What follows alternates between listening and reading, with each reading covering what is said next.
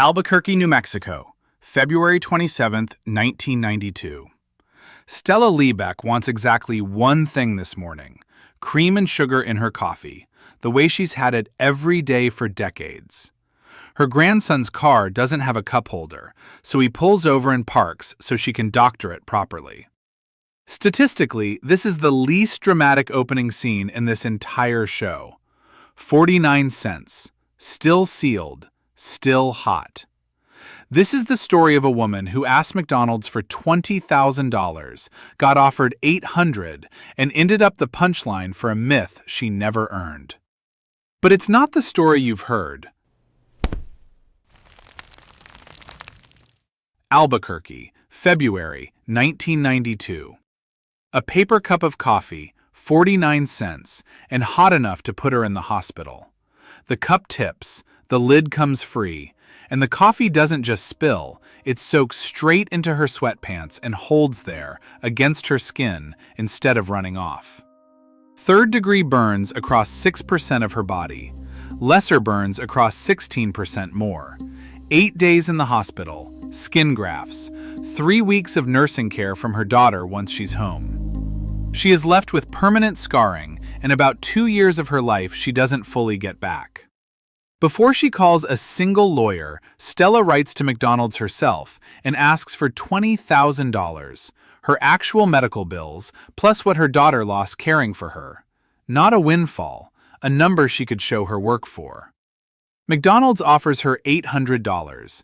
Only then does she hire someone. You've probably already heard this one: the greedy old woman who spilled her own coffee, sued a burger chain, and walked away rich. That is not what happened. Almost none of it. Start with the coffee itself. McDonald's corporate standard required franchises to hold it between 180 and 190 degrees, 20 to 30 degrees hotter than coffee served almost anywhere else. Hot enough to cause third-degree burns in seconds, not minutes. At trial, McDonald's own quality assurance manager testified under oath that the company knew coffee at that temperature could burn people and had no plan to serve it any cooler.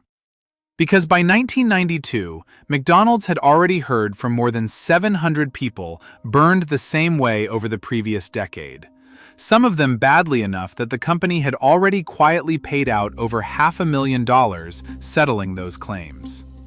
The company's position, under oath, was that 700 burn complaints against billions of cups sold didn't add up to a problem worth fixing. The jury spent days hearing all of it and found McDonald's 80% at fault for what happened. Stella, 20% for the spill itself. They awarded her $200,000 in damages, trimmed to $160,000 for her share of the blame, then added $2.7 million in punitive damages on top.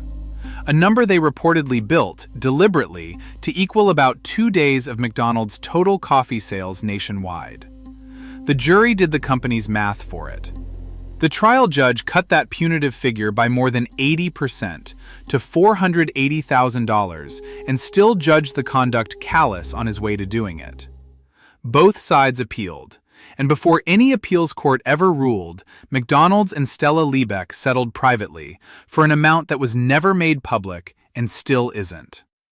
What made it into the papers instead was a number nobody actually received, stripped of the temperature, the 700 complaints, and the $800 counteroffer, compressed into "she spilled coffee and won millions," and repeated for 30 years as the go-to example of a frivolous lawsuit.